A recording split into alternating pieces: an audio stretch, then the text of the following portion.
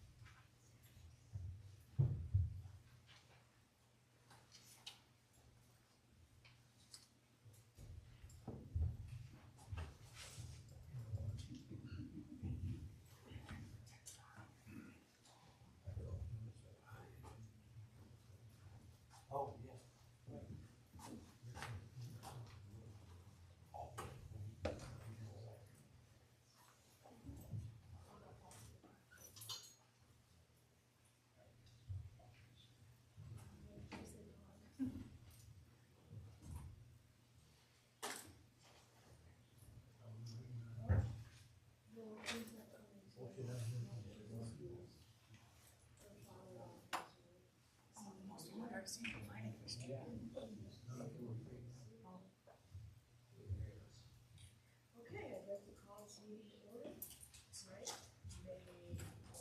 June 16th, and we'll start with the pledge of allegiance.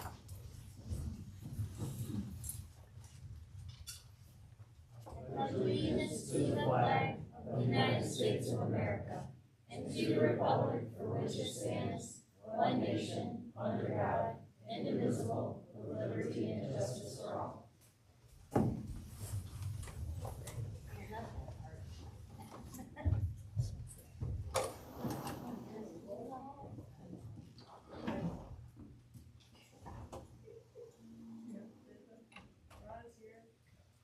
Here, Kate's absent, Ellen, and Robert are there. And now, we're going to approval of the agenda. Approval of the agenda. I get it. Hello? You shut up? The lights on. No. Hello. Sorry. No, you're good. I got room to get in there. All right, let's see.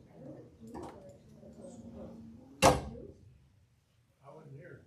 Yes, you were, because I Oh, just. you just did it? Yeah. No, I didn't hear. We're probably. So I just wanna shut them off and say the historical meeting, so you might have shut the microphones off, you said something out there or something. So it might be a switch on, moved on, I don't know, That's but she's over there on me.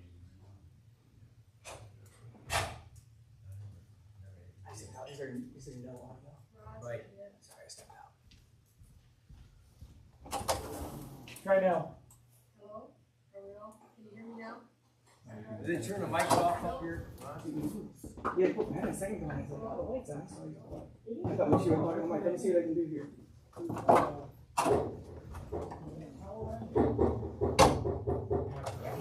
Mine's working. Yeah, that's working.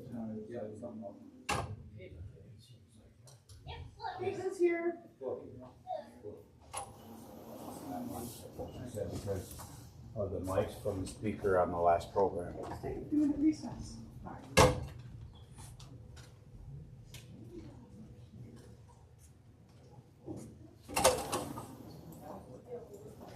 You hear me now, right? Yep. Drop down one. I just looked.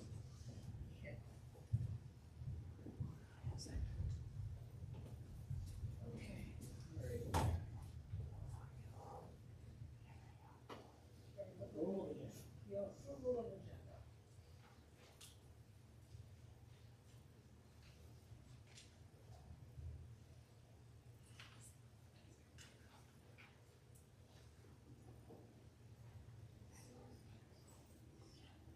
I move we approve the agenda as presented.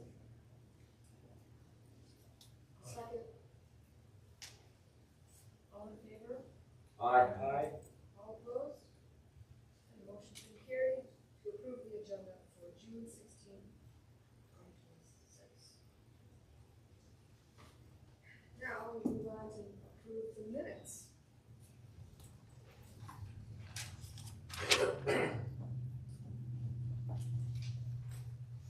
If it's okay with David, I'll. Okay.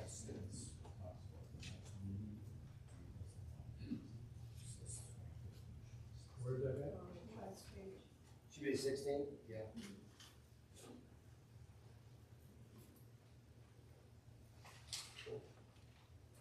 I move we accept the agenda as, or the minutes as corrected. All in favor? Aye. All opposed? And the approval of the minutes has passed. Now we'll open it up for public time. Yes, ma'am. Hi, I live on First Street. I'm here with, I'm here because I am frustrated at the lack of action of the township supervisor. Unfortunately, there's a backstory that has to be heard in order to understand what brought me here today. A couple of years ago, we had a neighbor who went on a violent rampage at a fire truck with a garden hose. Lots of police were involved. He is one road over. When vehicles started showing up, I came in my house because I knew something was going on. Then I saw something go past my window. So I go outside into my yard, and there's this drone hovering in my backyard while all of this stuff is going on across the street. Then this drone goes directly up right out of my backyard, and the neighbor who was having the meltdown started screaming, "What the F is that?" And I looked over, and Mr. Harrison was parked across the road, working his drone, and I asked him to leave. I explained to him that what he just did put my life in danger because our neighbor, unfortunately, is violent. After that happened, I tried to explain to Mr. Harrison why I yelled at him and told him to leave, and his only response is, "You were mean to me." After that situation took place, now that particular dangerous neighbor, every time he goes by my house, he puts his vehicle in neutral and goes really slow, revs his engine, and stares at my house to intimidate me. This has happened every single time he goes by my house since this drone incident. This guy thinks I was staring at him with the drone. It was not me. The drone had no business in my yard, and it has put my life in danger. Because of that, I have tried to avoid Mr. Harrison because he was unkind to me when I tried to talk to him about this. A couple of months ago, he approached my husband at church to say, "Your wife was mean to me." my husband came home and said, "What is wrong with this guy?" I said, "I don't really know, dear." So anyway, we have a neighbor who has moved in 3 years ago. My husband and I have been there 13 years. 3 years ago, a new neighbor moved in. She's a darling young lady, very crafty and busy. She had mentioned last year that she wanted to start a farm stand. As neighbors, we asked her not to do that because the zoning regulations prohibited her to have a farm stand. It requires parking, and the traffic is just unnecessary on such a small street. She exclaimed to me that she was a tax-paying citizen and she could do anything she wants and nobody could stop her.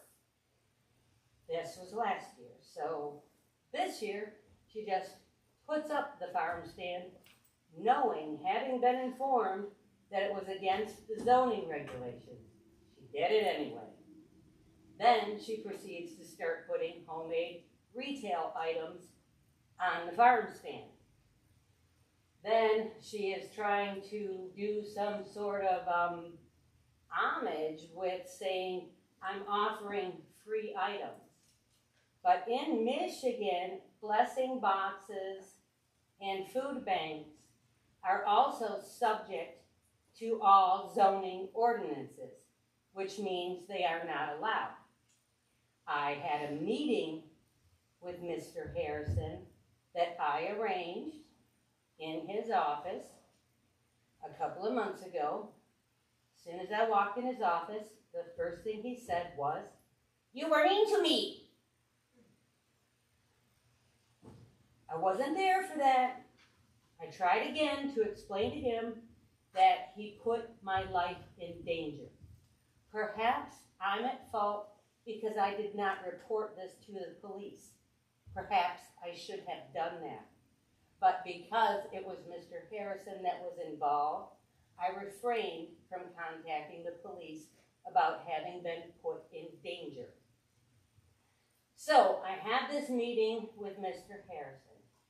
My question was, what is the zoning ordinances based on my neighbor having a farm stand and my neighbor also having only been there 3 years and has now collected 3 unregistered, unlicensed vehicles besides the 2 they already have?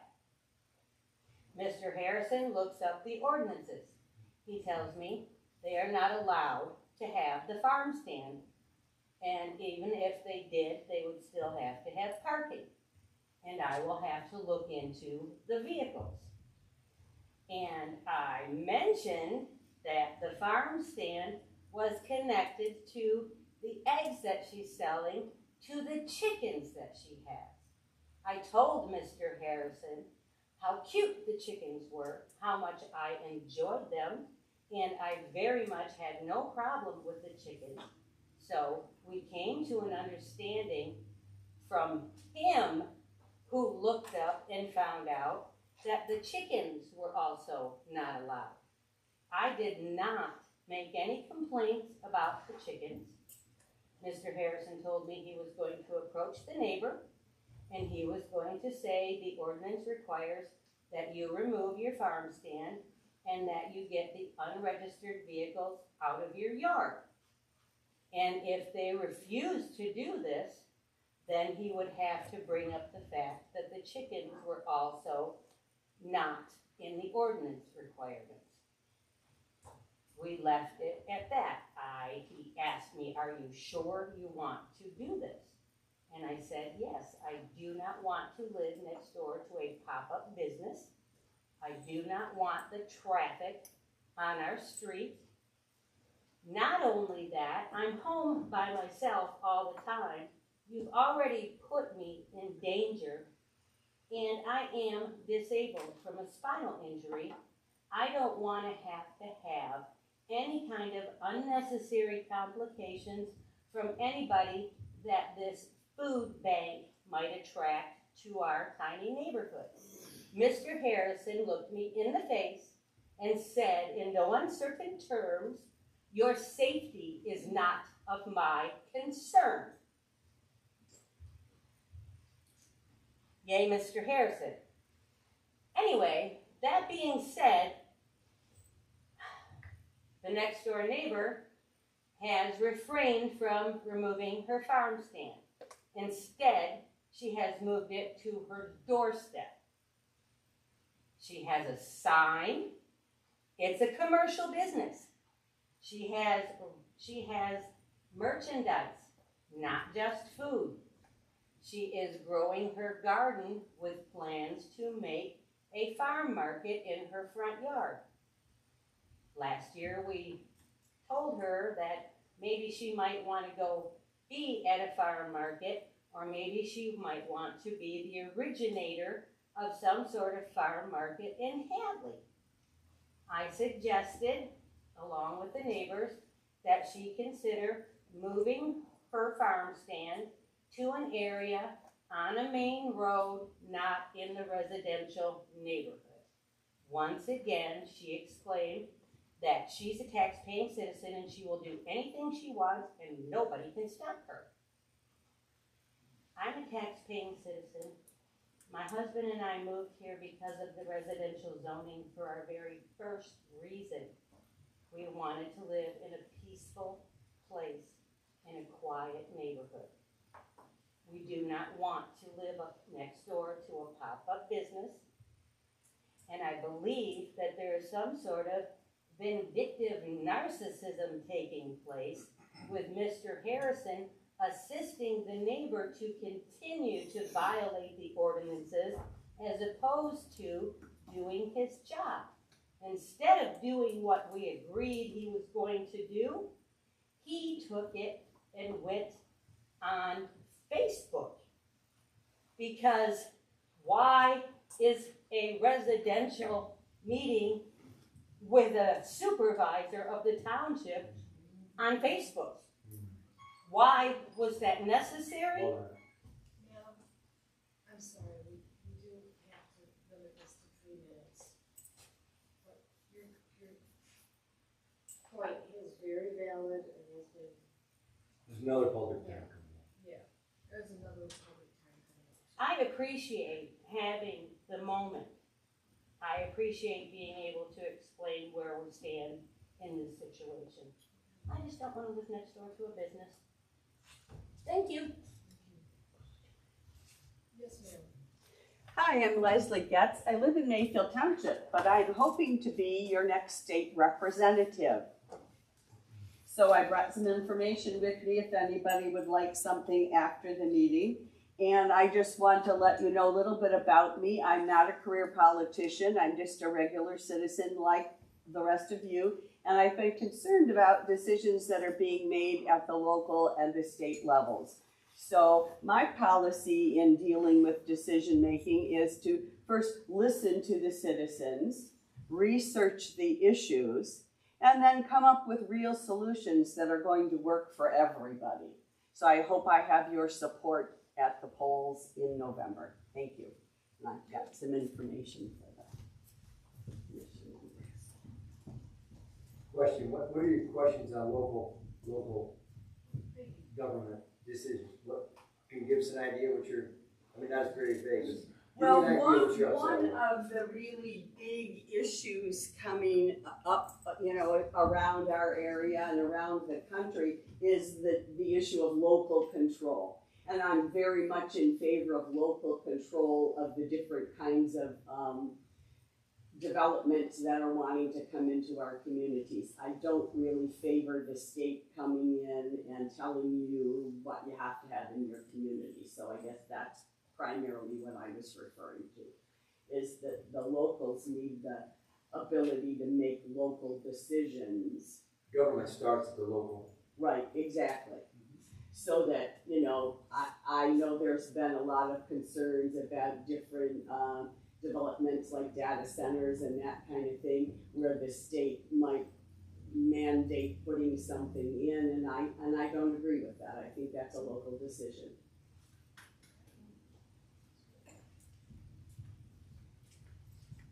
Anyone else? Okay. Close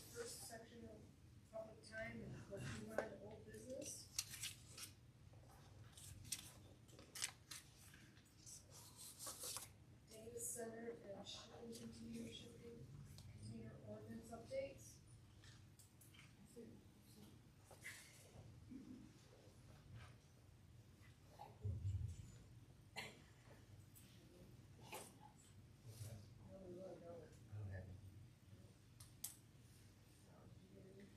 Data center, just 1 second, I'm sorry, Ron. Yeah, go ahead, Robert. I said this at our last trustee meeting. Is the state putting a year moratorium on data centers as a legislature? I know that that's been talked about. I heard it on the radio. I'm Caitlin Haven, I'm the planning consultant for the township. Yes. And so, I know it's been talked about, I haven't seen anything officially rolled out. Talk is cheap, not to be cynical, but the reality of it. They do still have the 2 different programs of tax incentives associated with data centers, so there hasn't been changing of that. And they have different parameters or incentives based on the 2 different types of packaging. There's also been talk about preemption, so there's a lot of tension associated with those not being developed, especially those mega sites that are currently very popular right now by the industry. And so there's talk on state preemption associated with that. Granted, nothing's been actually submitted out like housing. Housing has been at least done through the committee level and things of that nature. But that's something that I wouldn't wait for the state to make a decision. I would recommend being proactive in our situation to have local rules in place. Yes. Because we have had a knock where somebody has had an inquiry or aware of an inquiry in our community. Yes. And so it would be best to be prepared for laying out those expectations to a potential applicant. I see we're up here, put a year on. Yeah. Did you see that? Yeah. What's it? No, we didn't. Oh, did we do a year? Okay. You gotta have a year. Hey, Caitlin, so last month, you had prepared a letter dated May 11th. And on it, you had some proposed changes specifically related to the decommissioning. Correct. So, and I think that's where last month we had some questions. On your page 6 and 9, specifically related to items J and K on the decommissioning plan. Right. Our decommissioning plan basically said a decommissioning plan shall be provided to the township. Minimal information covered in the plan includes a list of items for removal as part of the, and I think there's a typo there because it says operator, and it should say operation. Yeah, but we got that. Anticipated life of the project, estimated cost to complete, decommission plan, and list of viable reuses of the property. I think we discussed that particular item at the time and thought that sounded to be reasonable. So you had that highlighted in yellow in addition to being in red, so we think that should be in our ordinance related to the data centers. And then for item K, there was a question regarding decommissioning and removal if the data center ceases to operate or is abandoned for a period of 30 days or 12 months or is deemed by the zoning, and you had the or there. Yeah. And so the question was, some people had the question about, does that mean we have both of them or do we pick one? And I think we want to pick one. Yes, you do want to pick one. When I do capital or, that means I'm having you try to pick a policy as opposed to lowercase or. There was some confusion there, and I didn't want to guide people for certain. So 30 days is not uncommon. I mean, generally speaking, then you go to the zoning administrator, the building official. The building official would be potentially a little bit more aware of the permits to disconnect and things of that nature. So sometimes that's the party that's a little bit more aware of activity that's associated with it. Also, if we chose to, we could adjust those timeframes to say 6 months or. Correct. Yeah. But those are the range. You it's do just 30 we're days setting- is the shortest, 1 year is the longest. So we're kind of setting the time frame. I know that for like special land use approvals, people, or even the variance request process, people are supposed to start with we might have bumped that up to 12 months, but it used to be 6 months. So basically saying, if you get this approval and you don't move forward with it within 6 months, then it becomes null and void and you gotta go back. Re-request it, should you decide you wanna go forward. So,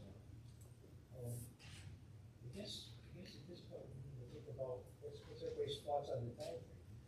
The 30 days or the 12 months or something kind of?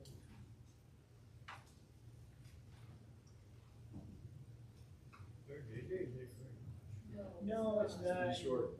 It could be something as simple of they need to make some upgrades to the property or there's been some maintenance or something along those lines. Alright. Well, 90 days can be viable, 6 months, 12 months. So, At least.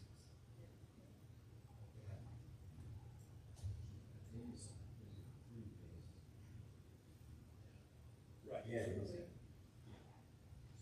30 days, ceases to operate. Right. Part of it's an enforcement mechanism, right? So whenever you give someone a timer, you have to have evidence to start that timer. And so if you do the shorter end, hypothetically, even if maybe it's been out for 60 days, you were notified or observed it, you have a shorter window to then go into an enforcement mode, as opposed to, let's say, we notice it in 60 days. Well, now we still have to wait 6 months unless we have proof that it happened sooner. So that's why some communities err on the shorter window, is because it's still when it observes you that it's been abandoned, it's not functioning as it should. And 30 days is not 30 days. 30 days is meaning from the point at which we can approve that it's been abandoned or not in operation. And then there's obviously always a notification process when you notify the owner of the property who's operating it, that we think this is abandoned and no longer in operation, and because of that, you need to start the decommissioning plan. Right, that's when negotiations start to say, look, it's, what are you doing? And that, it's just a contact point. We have to have photos or something like that. How do we prove it?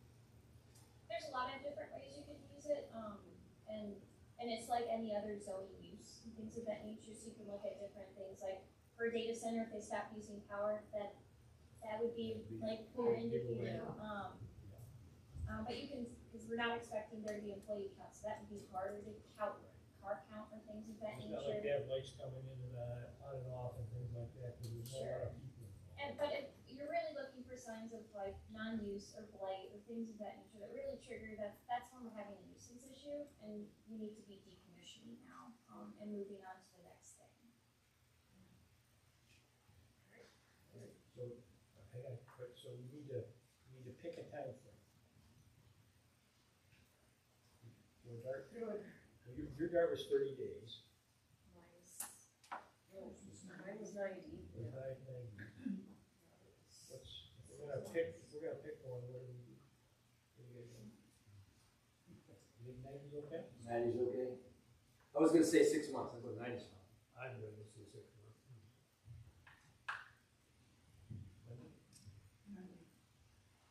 I'll go for 90. Okay, I think we have a consensus with 90 days. We notice there's no activity, we need to get after it right away. Yeah, we need to, and then there's always, even though you say 90 days, there's always lag time in that whole process.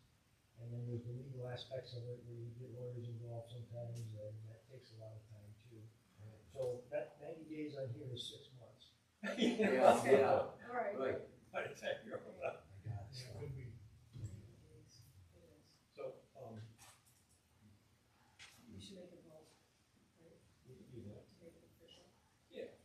You can also just have general consensus. Okay, general consensus. General consensus is. 90 days. And I think that's what we can do. Oh, would you like that? Yep. Okay. Dave? So before we wrap this up, on paragraph J, there were 2 typos in that. Oh. That we need to do an estimate cost, and estimated cost. Thank you.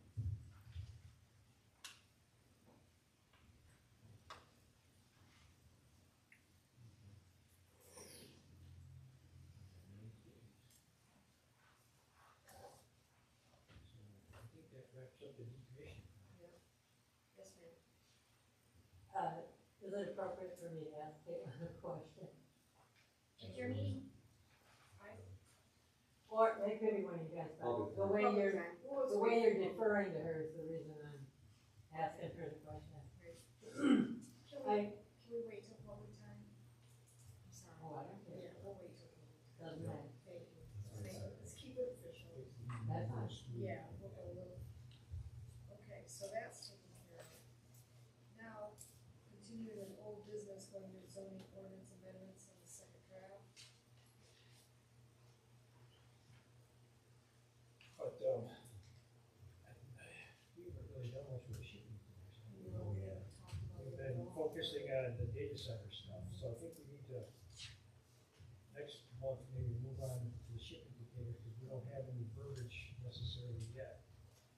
Do we? Yeah, we do. So Okay, we go ahead. talked about it in depth at the April planning commission meeting, and the draft 2 reflects those proposed preferences, So so, we got it. that's page 7, 8, and 9. So one of the things we Oh, talked about, yes, general provisions for accessories. so we talked about like setbacks and managing setbacks, how, if they need to be anchored or not anchored, to a surface and Yeah. things of that nature. So it's specifically on 8 and 9, I brought in the entire accessory building provisions, Right. because we're clearly allowing shipping containers, into the proposed text amendment and having those different thresholds. But I don't believe there's anything outstanding based on the May planning commission meeting of concern. Okay, because we worked on that previously, and the stuff you highlighted in red is what we had decided upon, correct? Correct. Okay. Well, we were gonna remove an accessory structure and have minimum pitch roof. Yeah, no, that was all, no, you have the really old copy. Yeah, That was pulled off, okay. because this is what we had currently. This is after our edits here, when we talked about it, discussion at length as a group. Yeah. So everything looks good. Yes, well, that's what we agreed to at the time, and that's what changed our mind. Okay. So with the proposed text amendments, if you're comfortable with the draft as discussed then, the next step in the process would be to hold a public hearing with the planning commission. So what the public hearing would do is it would send a notice into the local newspaper. But copy would be available at the township hall. I believe you also put them on the website. And so then the public would be aware that we're making changes regarding incorporation of data centers and incorporation of accessory buildings in, as shipping containers. So Caitlin, we have a list of proposed changes or things to look at from the township board. Okay. Since we're opening up the zoning ordinance for amendments, should we proceed with what we have now and get this done and post it as an amendment to the zoning ordinance, or should we maybe look and wait for what might come out of this other process? The thing about the other process is we're just starting all that, it might take a while. So if we wanna get these codified and into the zoning ordinance, maybe it makes sense just to go with what we got. Correct, that would be the philosophy question. Yeah. I would say generally speaking, if you do have if people are working towards having accessory buildings placed, they are doing that now with the springtime. So if you have people doing shipping containers, if they're allowed to do it, it would be better to have that in place now as opposed to later. The data center, so you do have a moratorium, you are supposed to be making steady progress, and to delay because you are bundling other things, catch me if you can't catch the problem, but, that's one of those, things, if this is ready to go, the only additional cost would be just the notice. Yeah. And then you would just have 2 separate notices. Cause the And current, then we'd have to have the public hearing for these amendments. correct, And then after that, the result of that would be is we could then take what we have, if we need to change it, we would, but if what we have is good, we could then send that to the township board. Correct. Recommending adoption. Okay. Yeah, publication, and then 38 after publication. and then the current draft is in text amendment format, but not ordinance form, so if you want your attorney to do it, or if you want me to do it, doesn't matter who, but we do have to put it in ordinance form. Yeah. That's where we actually physically incorporate, this is the amendment that gets passed. And then what happens, it physically gets incorporated into our zoning ordinance. And that is common to happen in between the planning commission public hearing and the township board adoption. That's commonly when that changes. There's changes in that whole hearing, plan commission, before we send it to township. Correct. The ordinance form, essentially what it does is it adds a bunch of legal jargon at the end, so severability, so if anything in this text amendment were to get legally invalidated or something, it stands on its own merit, not our whole ordinance is thrown out. So there's different legalities of it, but the content should not change between PC and township board.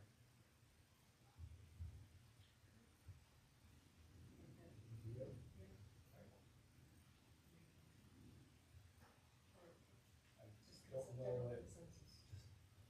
You can make a motion that you, Accept the changes as.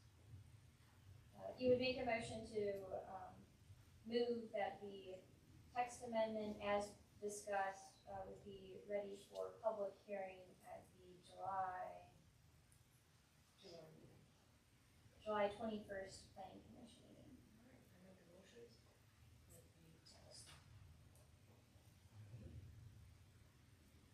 I make a motion that the text. Make a motion that the text, as discussed, moves on to a public public hearing, and, July 21st, right?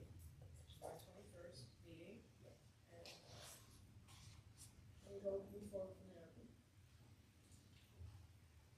I'll support. Vote, All in favor? all in favor? Aye. All opposed? Motion carries.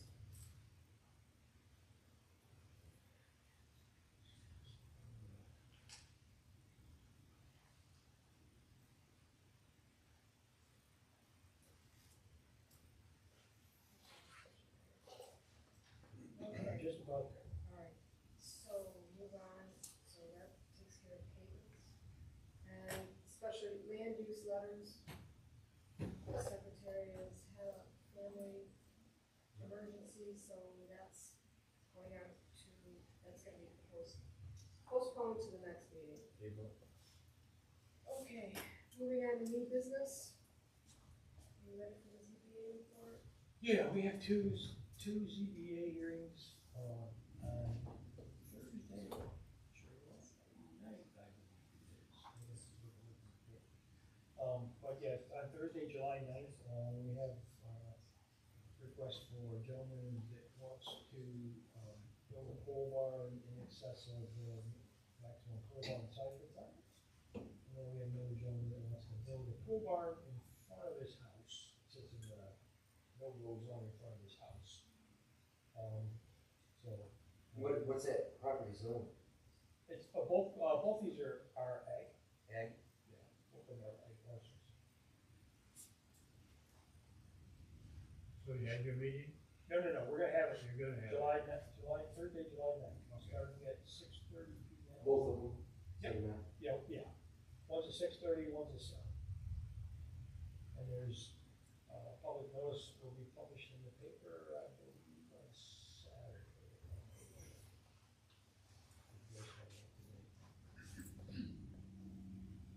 Excellent, thank you. At the township board meeting, report? Township Board, we had our meeting on June 9th. We approved the concrete work in front of the old town hall. We're gonna tear out the entire, its concrete is gone and it's gonna be replaced. We hired a guy out of Davidson, for $9,900. We did some budget review adjustments for this fiscal year, of $16,000. We appointed our current fire chief, Kurt Nass, for another year. We thank Kurt for doing that. We hired a new deputy clerk, Kylie Walton. She's already started, with our new clerk, Joyce Ivory, and I think it's gonna work out just fine. We approved our township hours and meeting dates for 26, 27. We did a bid by the road commission to remove dead and dying trees. I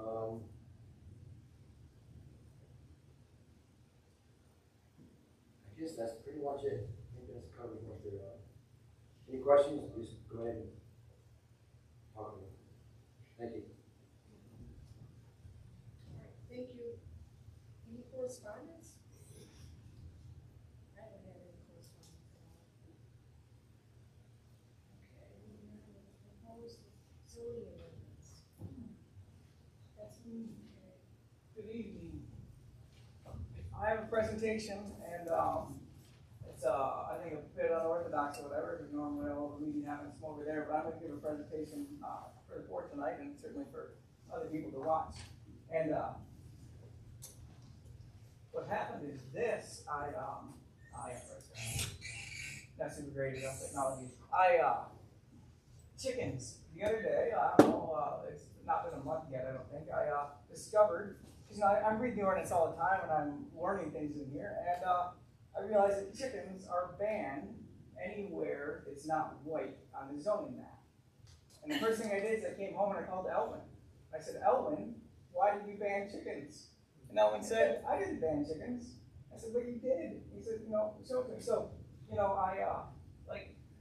I don't think the intent of the new ordinances was to ban chickens. Maybe it was, but I don't think that's really it. And the problem is we have a whole community of people in the R1 where chickens are prohibited, and they have chickens. And so it's a problem because it puts me in a bad spot. I'm the guy who has to enforce the ordinances, and I don't think that's what we actually wanted it to say. And maybe I'm wrong, but then that just got me really going, and I went through the entire 188-page document, and I just pulled out other similar passages that I felt were that way too, that probably weren't really the intent of the township when they passed these, even though they're pretty new. And I really want to say I appreciate all the time and effort and energy you guys put into making this document, and I don't want the fact that I have some constructive criticism to come across negatively, because I don't feel that way. I think you guys all want the same thing I want, which is just to make our town better. And so the vast majority of these are what I would call just worded in a way that isn't necessarily intent. And then also I realized that maybe my interpretation is incorrect, and you guys might have a different view of it, and that's also very open to alternate interpretations. Let's see. So and unintended consequences is what I called this PowerPoint, and I'm gonna go through these quick. And what I have is basically a photo of things that, from the way I read this ordinance, are not allowed. But that's like an absurd thing to not allow these. And I'm gonna go through them quick, and then we're gonna have some participation with you guys if you brought your zoning ordinance tonight. I have a couple extra copies if you need, and we'll go through just the first couple of these and look at why I think they're not allowed. And then I'm not going to get into it tonight because I don't want to take up hours of your time, but I didn't just identify what I thought were problems, I also wrote the solution. And I'm not a lawyer or a planner, so maybe those need know what to work as well, but basically I just changed the rule to what I think the intent was supposed to be. And then I have this exciting thing in there that is not what I would call like an error or an omission, but it's just something I'm passionate about and we'll try to convince you guys to also go along with. Yes, I want to say also, I've read out ordinances from all over the state and the country, and the way these are laid out is spectacular. This is probably the best organized set of ordinances I've seen anywhere, and so I do really appreciate that. I'm not sure who came up with the idea and built that structure, but that's really great. So, courts, they, in the rules of statutory construction, one thing they talk about is plain meaning, the plain meaning rule, and legislative intent. It states that if the language of a statute is clear and unambiguous, it must be enforced exactly as it is written. And courts assume that legislators, or in this case the township board, because we're the people who actually pass the ordinance, that we know what we're doing and we carefully choose our words and we intend exactly what the text says. And the following, I say, is my interpretation of all right, so right here, not allowed. This is a horse farm. It's on East Street. You can see Marston Park in the background there. And that's in the R1. You're not allowed to have horses in the R1 at the horse farm. And also, as in the slide earlier, a lot of these things, like in fact these horses, they're grandfathered in because they had them before the change was made. But the purpose of the grandfather clause is ultimately to prohibit that activity. They're going to allow you to do it until the horses die or whatever, but you're not allowed to have horses there anymore. If they got rid of them for a period of time, they wouldn't be able to have them again. And same with some of these other things we're going to see are grandfathered in, but they're not. They're prohibited today. Chickens. If you're on look at the zoning map, anywhere that's not white, you're prohibited from having chickens. Selling chicken eggs or a roadside stand, same thing. You used to be allowed to have chickens in the R1, and you used to be able to have roadside stands in the R1 up until October 8th of 2024. When the new ordinances came into effect, they banned those things. So those were traditionally always allowed, but they're not anymore. And in fact, this covers, if you look at the map, there's actually a 10-acre farm that is in the R1, and they're not allowed to sell chicken eggs. And then, and I feel like that's probably not the intent, right? And I think we should use the decision makers when we're making new ordinances. We should take the blind lady of justice scale. You should say each rule we want to make is an infringement on someone's personal liberty. Like it takes your freedom and gives it to your neighbor.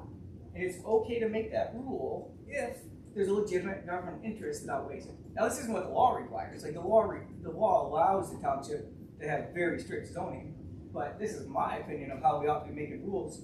Essentially, if you're making a rule that if it didn't exist, nobody would be harmed, we shouldn't have the rule. You know, and the extreme example I use for weighing it out is saying, hey, look, you have to have a permit from the health department on how to properly deal with your sewage, because dumping it into the river clearly harms your neighbor, right? You can weigh that out and say there's a legitimate government interest there. This, also not allowed, this is Marston Park. If you were to build this today, you would have to put curbs right here. This is neighboring property.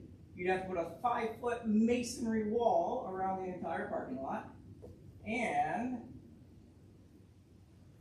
the path can't be here because it's required to be 30 feet from the property line.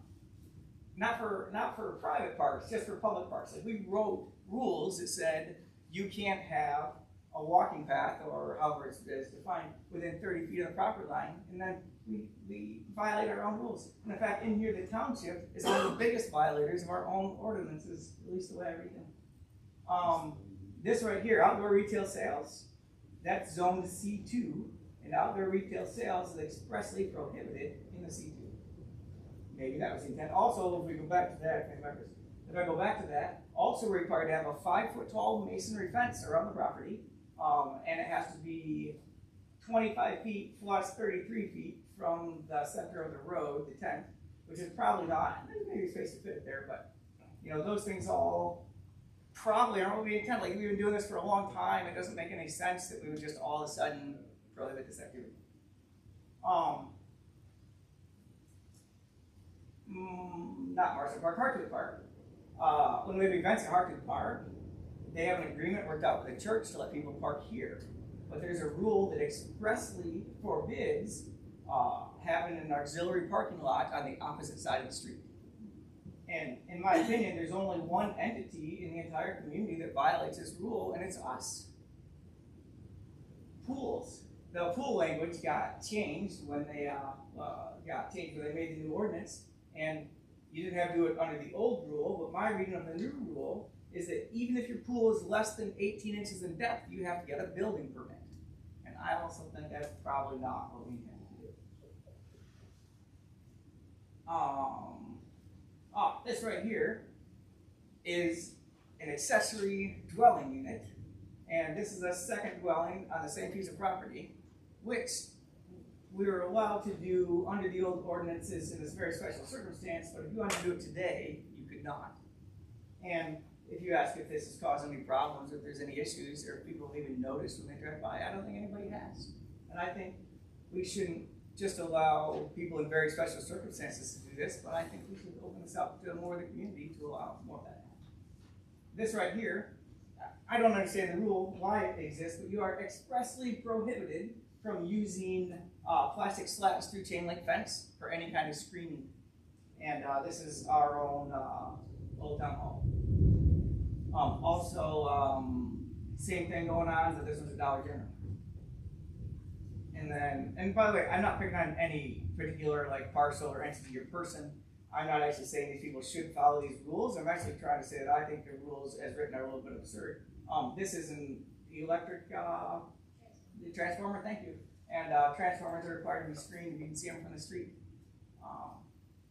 These are two separate photos here. This is like the zoomed in version. You're also expressly prohibited, or you have to screen in your rooftop mechanical equipment if you can see it from the street or an adjoining parcel. That's an air conditioner on top of this building. I can't imagine anybody's bothered by the fact you can see it, but the rule exists, and in my opinion, it's absurd. And we didn't take like the richest corporation to ever build a building in our township. We didn't make them comply with that rule, but you would want, you know, the ice cream store to do it, or you to do it, or you to do it if you're gonna open a little store. I mean, it doesn't, you know, it just doesn't make good sense to me. I feel like. Say that was only on top of it, and that's the screen. Oh, also it has to be screened as well on the ground. I just, you know, I didn't include the photo because also we were violating that rule too, where we have not screened in our equipment on the ground at the old town hall. Now it's grandfathered in. It probably didn't need to when they built it, but you also have to screen it if it's on the ground. But it, and then here fences. So like this guy, the neighbor behind him would really like him to build a fence because in fact, you know, there's a lot of stuff going on over here in this commercial building, and he would just like there is a fence here, but it's only 6 feet high, and the homeowner would like him to just make a taller fence and put in an 8-foot fence that you can't see through. The problem is that he's not allowed to put in an 8-foot fence, and because it's C2, the process is very onerous to put in a fence there, and he has to come in front of the planning commission, and the process is hard, and even if you wanted an 8-foot fence, the rule says you can only have a 6-foot fence. There's a 2-foot elevation change from, you know, over here to over here, and so the tinier fence makes it so you can see right over it. Couldn't you get a variance on that? You could get a variance for any of these things probably, but a variance is not necessarily easy to get. Why not?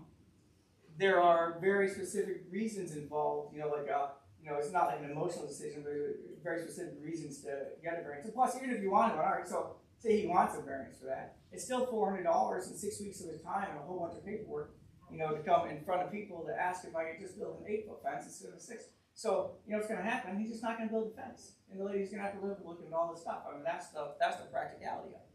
How big a fence do you want? You want a 12-foot fence? I think he just wants to make an 8-foot No, fence. not And him. honestly, it's just Not manipulating. him, I meant all the houses in there. Do you want all 12-foot fences? Is that what you want? You know, I think it's fair to sit down and talk about it, and maybe the planning commission of the township actually thinks that you know 6 feet is the appropriate height, and you should never go taller. I mean, that is fair, because there are two sides to every issue. You know, I don't care to raise chickens myself, but I also really hate to make other people not raise chickens. And I will, I don't want to take too many questions because. This is about fencing, because Okay, I live on good. First Street, but my backyard is up to Second Street. So according to ordinance, my backyard is my front yard. And Yeah, so I can't have a fence higher than 3 feet in my front yard. So can I have a 4-foot fence in the backyard or not? Come talk to That's me my after the backyard, meeting. my front yard. And I'll help you. I'll Thank square that. And then this is just a photo, a random photo I took of U's auto, but you know he added a couple feet out of his parking lot over here, and the rule says if you can add up to I forget 20 or 25% without having to make the whole parking lot come up to the new standard, but you have to make the part you added on come up to the new standard. So if you add 2 or 3 parking spaces to it, those need curbs and those need drainage and those need lights. And they need all the things that needs a screen wall around it, but the rest of it doesn't, and so it doesn't even match. And it just seems like it's very onerous. We're making these rules. I mean, we're making these rules that are oftentimes so expensive that nobody can afford it except giant corporations. And in general, I feel like we're not trying to attract giant corporations to our town, and we end up making these rules that just apply to you and me. You know, because that's who lives here. It's you and me and the neighbors. So that was the quick part. And then we're gonna get to this is audience participation. Did any of you guys bring your zoning book? All right, I'm not quite there. We're going to go through site plan review. So the old site plan review was simple enough. Like I had to do site plan review to build a pole barn in my old house, and before I was supervisor, I was able in a couple hours to sit down and draw it all out and generate all the documents myself. But if you guys be so kind to open up to Article 10, site plan review, I actually want you guys to read some of these requirements.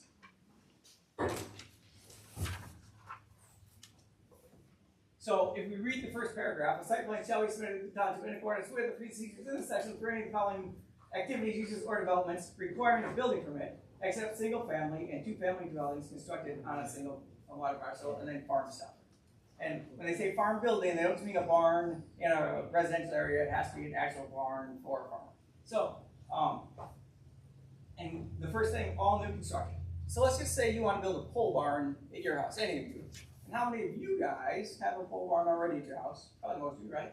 And you guys likely didn't do site plan review, but if you read this, you should have done site plan review according to this new rule, because it's new construction, right? You're building a new thing. You do have to get a building permit for it, and it is not a 1 or 2 family house, right? So Robert's probably exempt because he lives on an actual farm, but the rest of us wouldn't be exempt for that, and we'd have to go through site plan review. Okay, you gotta do site plan review, seems like a big pain. And the thing is, we mostly don't make people do this, but we sometimes do, and by we, I just mean the township. But I just want to get to... You gotta have a site plan review, you gotta know where they're gonna put it, what the size is. Well, You can't eliminate site plan review. but I think, Dimensions? Robert, what we've done in the past is only require site plan review on commercial property. Or if you didn't really, like in my case, I had my house was a commercial piece of property, and I wanted to build a pole barn, and it just didn't fit well, and so I had to they made me do site plan review for that.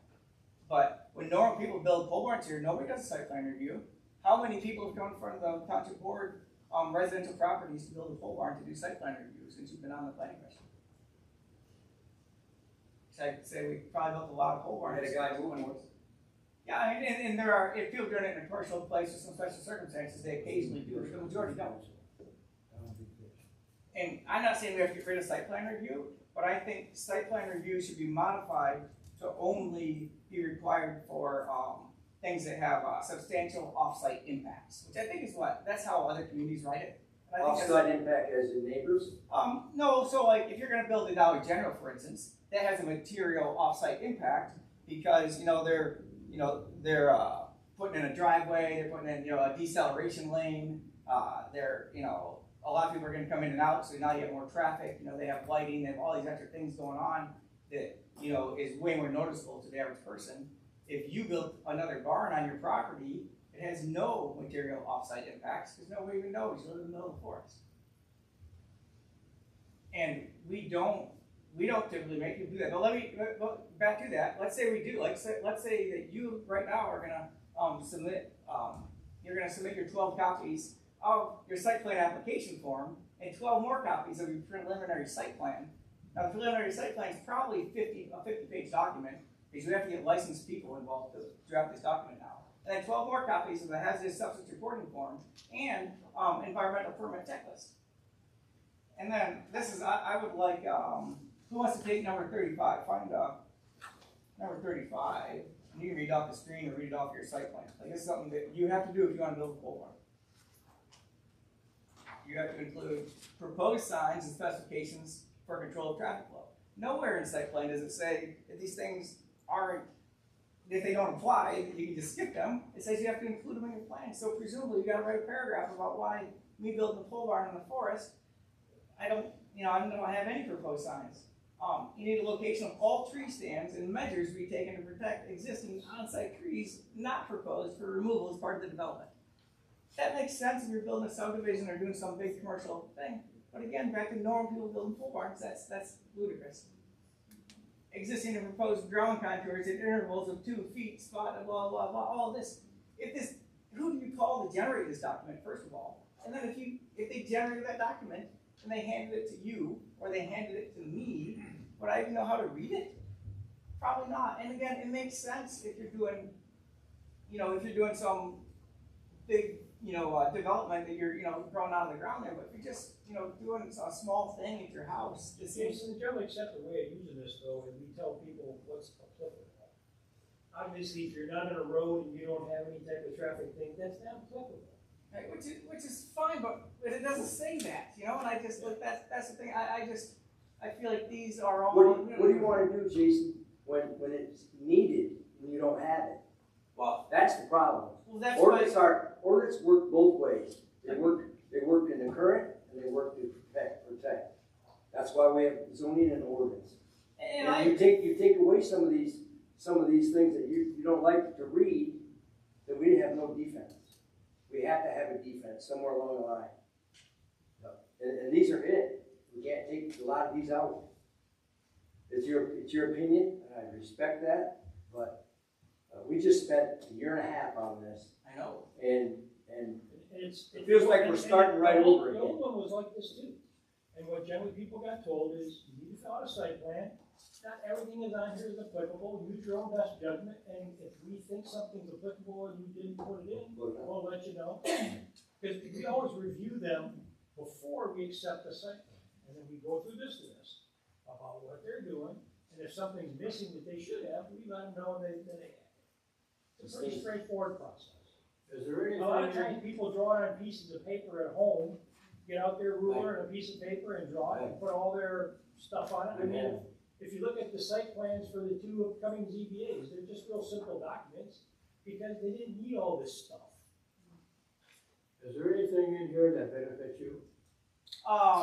As far as, site plans and, the things we've gone through so far. No, I mean, if they did change the rule, I would be allowed to have chickens and sell chicken eggs, but I don't actually intend to. Further on, we will get to things that do in fact benefit me. Yeah, I think that requiring these things for things that don't have material offsite impacts is a mistake. And the fact that typically we don't require, or we don't now, and we haven't historically required site plan review for people to build a pole barn. Right? I mean, Well, when they do submit a site plan, they submit a site plan to the construction code authority. Yeah, but not just a site plan. You have to go through the site plan review process. That's what's required under the language. At the discretion of the zoning administrator, right back to the beginning of the whole mess. No, which is Jason. No. So, all new construction, structural alteration, or substantial change in use as determined by the zoning administrator. Yes. So I think you have to read that sentence to say a substantial change in use as determined by the zoning administrator. Or this, as determined by the zoning administrator. So, but could the zoning administrator say that that's not new construction?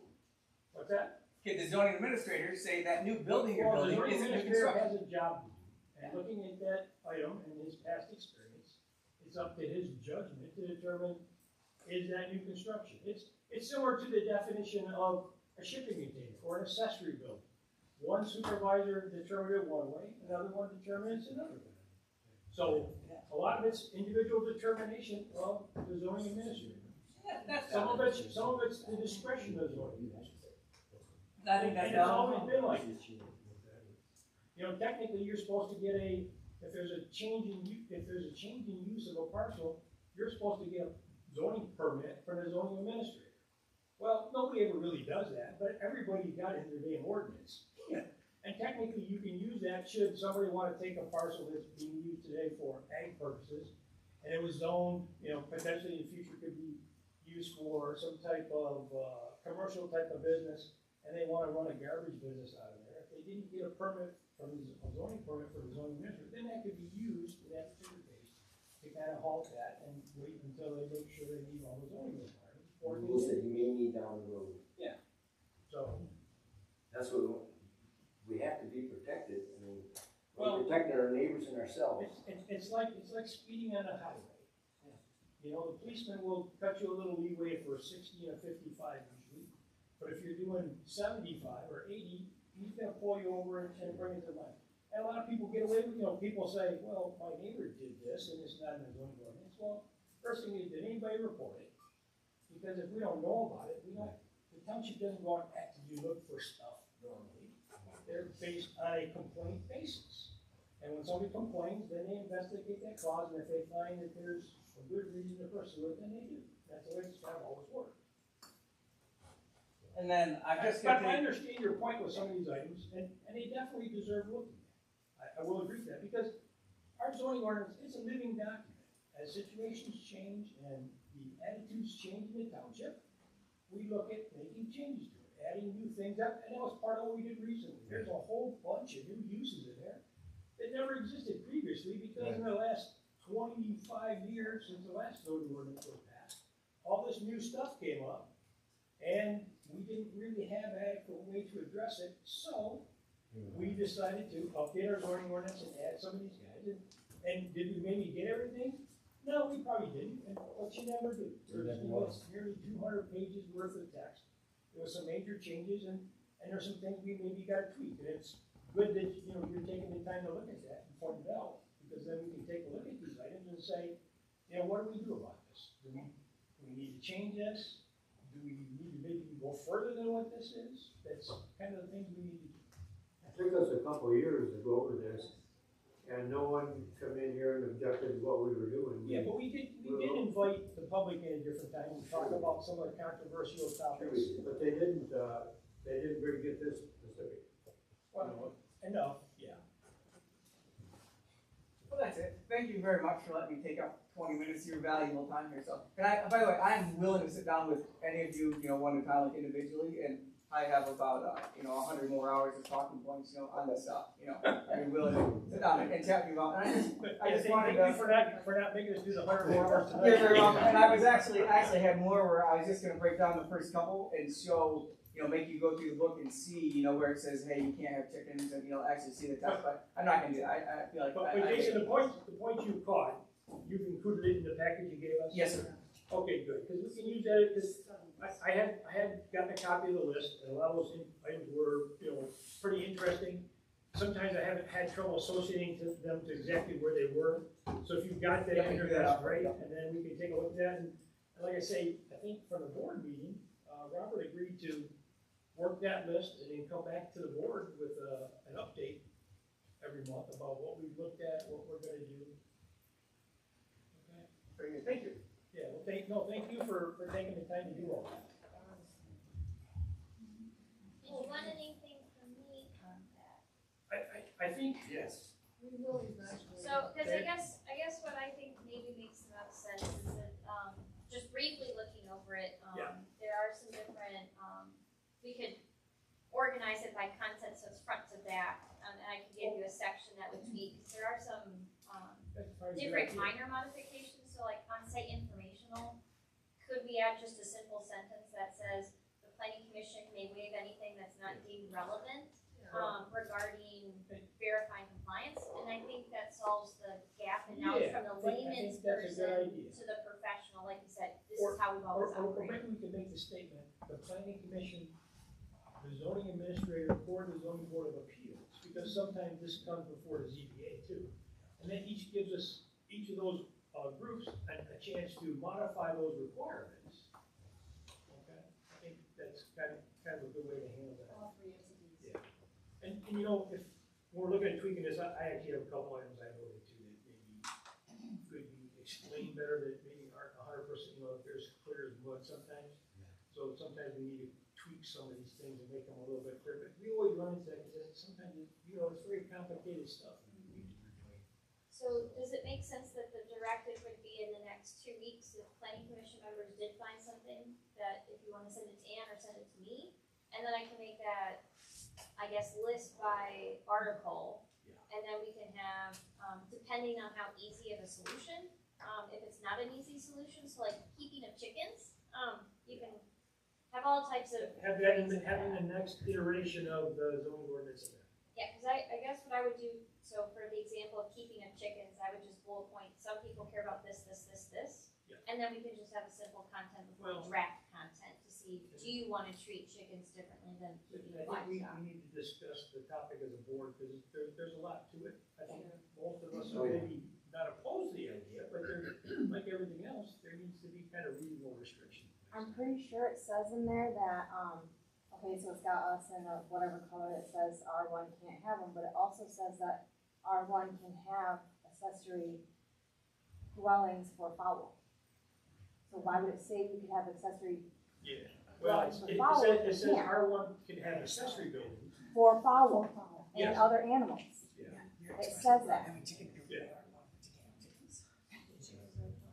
are a fault. Yeah, chickens And, are a and fault. those of us that had chickens What's before, that? No, it's not chicken. They're it pigeons. doesn't say waterfowl. Pigeons. It doesn't say, it just And says that's fowl, it the does not say technical part, chicken. right? So Yeah. is But that, those of us because that had them before October 2024, we can still have them, correct? Because we're grandfathered in. but you can still Yes. have them Thank now. you. because That's, yeah. the But we're looking to fix it to make it more reasonable for everybody. Okay, thank you. So that's kind of the goal here. Hey, Ron, kidding, I'm sorry.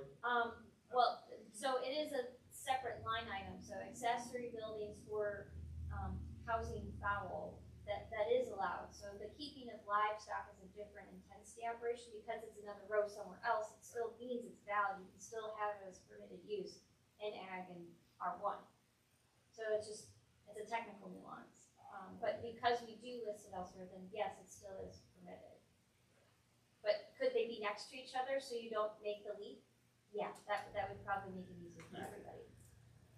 But I think it's gonna take up a lot of time, and then also the topic regarding the accessory dwelling units, helping easing in place and things like that, that's gonna take up a fair amount of time. We'll watch that.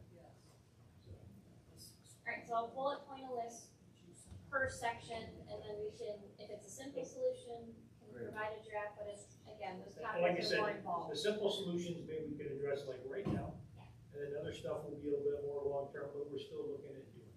Yep. Okay? So that has to be carried, proposed zoning amendments. Yeah. And we're back to public time. Yes, ma'am. One clarification and then one question possibly for Caitlin. I wasn't sure if I understood the public hearing on July 21, or is that gonna be a public hearing on July 21 on the data stuff, or just the tax rate? Data centers and the shipping containers, and then what other minor changes we'll probably look at. That will on the public hearing. Okay. Quick kills from Jason's list? So No? I would feel more comfortable if that was drafted and reviewed by you before it goes to public hearing, but, cause then all those sections have to be noted in the ordinance. Yeah. Notice. So it'll still be July 20. Yes, ma'am.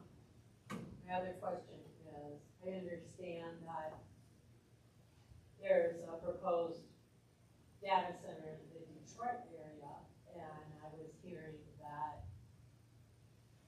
that company that's proposing that only wants to pay for 80% of the energy costs, and the 20% will go back to the public. That right here. And so, is there a way in our ordinance we can say we will pay no energy costs if there's a data center here? I don't wanna pay for that. If that's We have a their year business moratorium. and they're making their money, Good why point. am I obligated? Exactly. We'll get that probably in our, during our moratorium, when we set it up. So we can talk about that during the public hearing, I think. Next, So yeah, the 21st. the simplest answer is there's legal nuances to what a township can and cannot control because it's our jurisdiction or not our jurisdiction. And so we do have something in our community impact statement that requires us to get under information regarding utilities and things of that nature, specifically costs. But we can get into that more next at the public hearing on, is that your line in the sand to have a requirement in the legal, battle that may ensue due to that? And is there a better way to say no if it's not appropriate based on capacity? Okay, excellent. Could there be any other ways, for the data centers to, like, make us pay part of something, or there's something else down the road you don't want, other than the electricity? Roads? You talking roads? I'm talking anything that they could add on to, whatever, and we would have to pay for. We have to pay. I don't know that much about them, I don't know what their intentions are for, like you said about the increasing on the factory. Yeah, I think it might make sense to talk through the public hearing on that, so at least my envisioning of the public hearing is going over more specifically all of the different components. And then there are common problems associated with data centers, which we've talked about. And so we can talk about where we see that problem fitting in our hypothetical case. So that way, everyone is on the same understanding of, when you read it, even though you don't see that we restrict X, this is how we would go about addressing said problem. Because it's gonna be a little bit of a technical dance, to be in the best way to say, no, know based on the right capacities. Is, your point, you know, looking at further things, roads, whatever.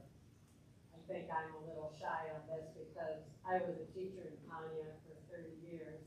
And when the Silverdome came in, the promise to the voters was that they were going to totally support the schools in Pontiac. I did not see that happen. So, Did the money go in the general fund, well, I didn't actually ask where it went, but. like our lottery? Our lottery was promised to us to take care of our educational costs, Right. and went in the general fund. And they bragged on TV spending billions in our educational fund, which went into the general. Thank you.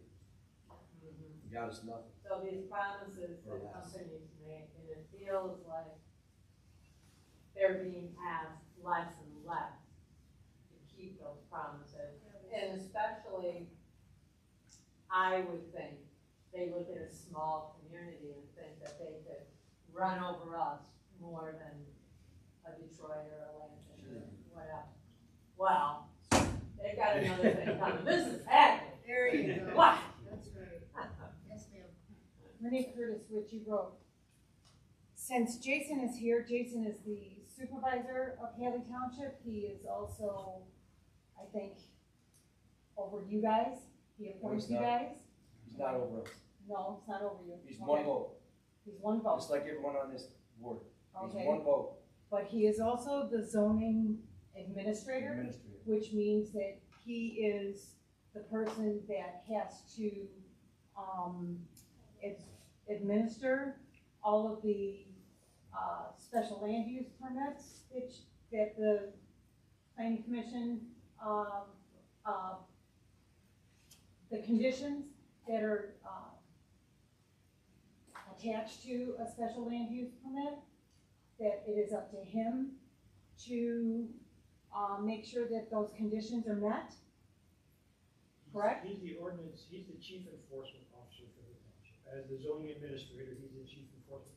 Okay, so when you give a special land use permit to someone, and you attach conditions to said land use permit, whose job is it to make sure that those conditions are being met, and being met in not only a timely manner, but there are certain conditions that have to be done every year on certain special land use permits, because there's a special land use permit that has put me and my neighbor against each other, because it has it in 22 years.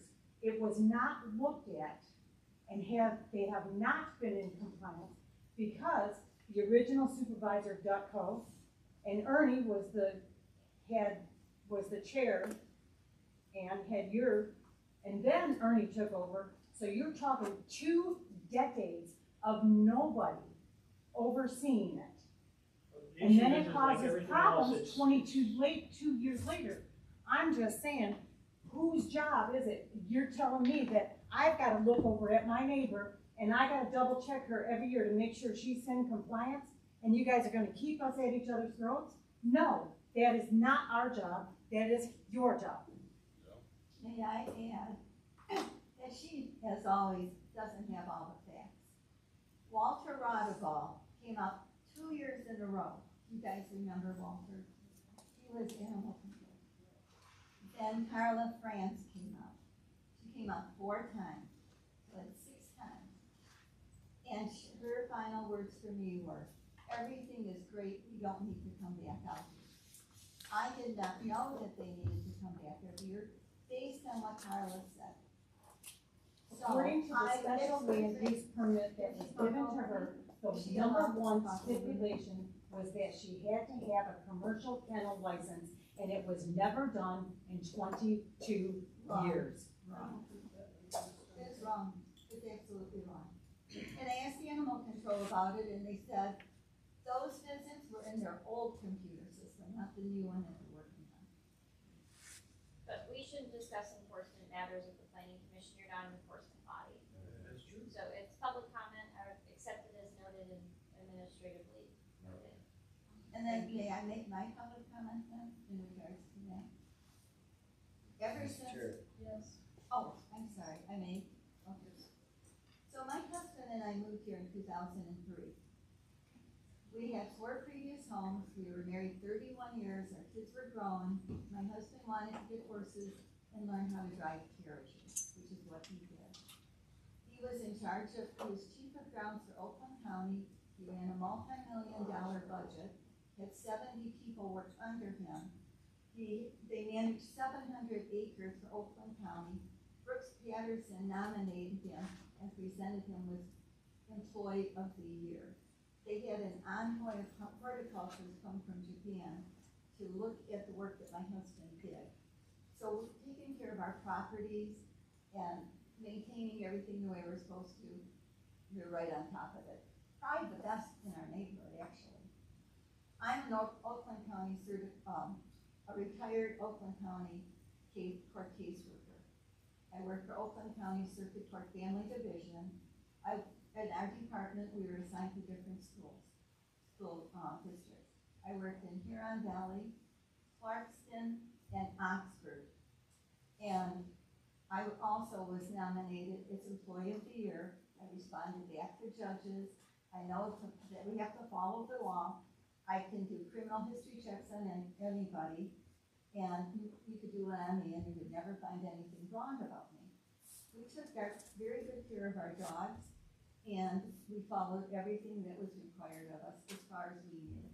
As I said, Walter Rodabout came out twice, Carla France came out, and as soon as I was notified that I needed to have another one done, I specifically had one done, I think maybe 2 months ago. And the young lady said, your place is perfect.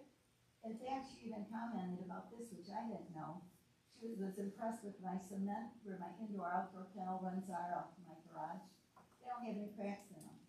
She said if they had cracks, they'd have to be filled in.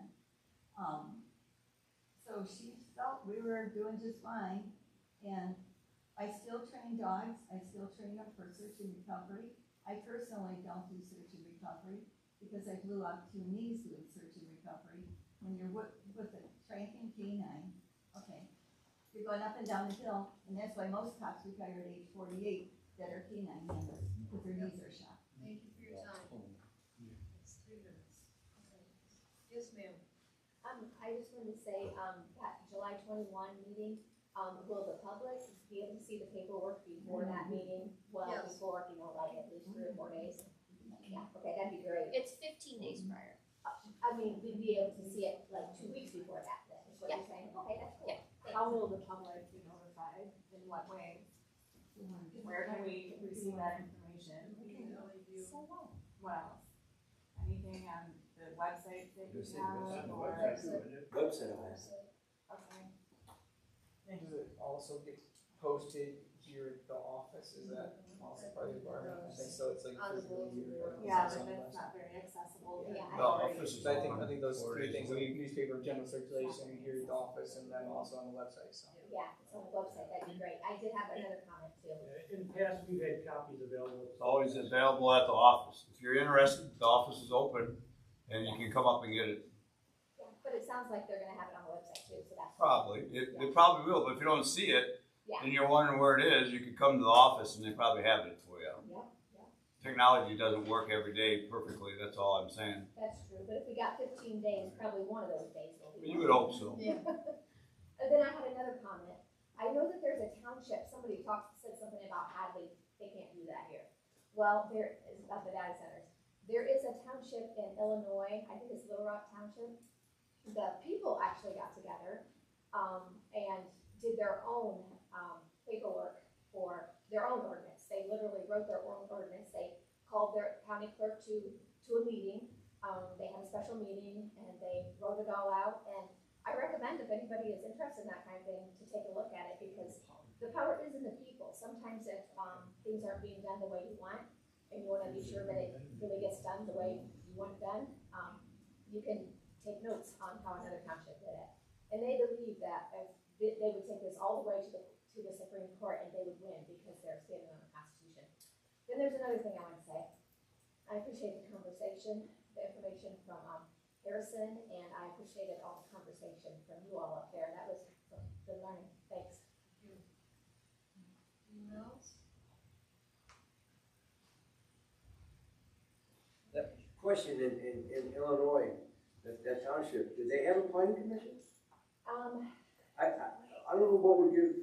I'm not sure if they did or not, but they wanted a different kind of standing. They didn't want it to be associated. They were standing on their rights in the Constitution.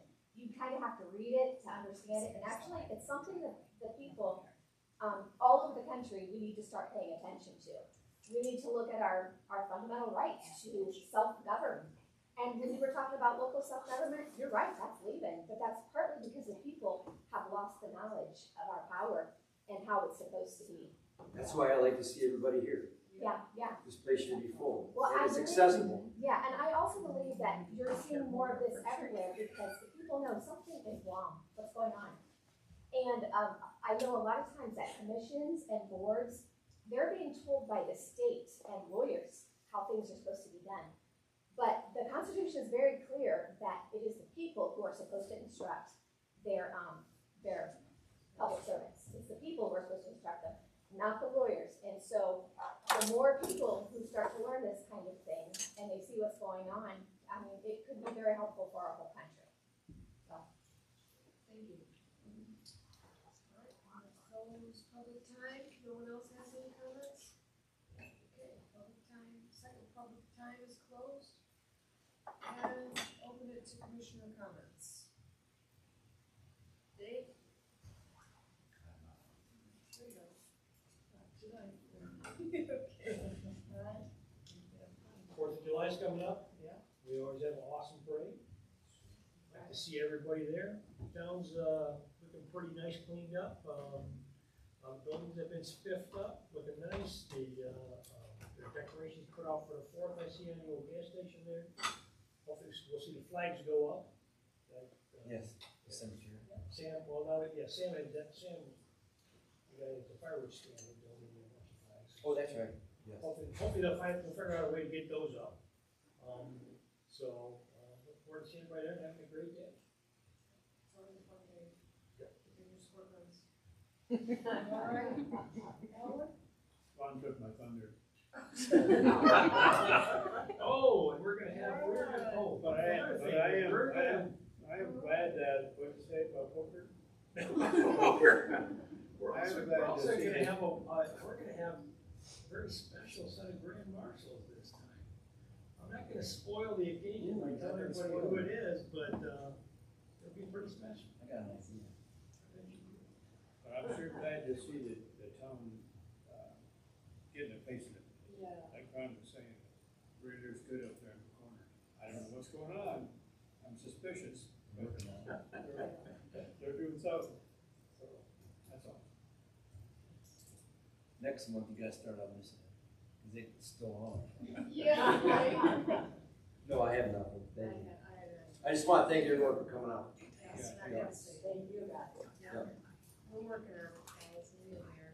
By the way, just real quick, and for those that may not know, probably most of you do know, Anna's our new chairman, and Ron was our previous chairman for 16 years. So Anna's learning, and Ron's teaching her, and we're all learning. Thank We're all you for your learning. patience. Ron teaches us everybody. I'll move with her. Second. Motion, Fran. All those in favor? All in favor? Aye.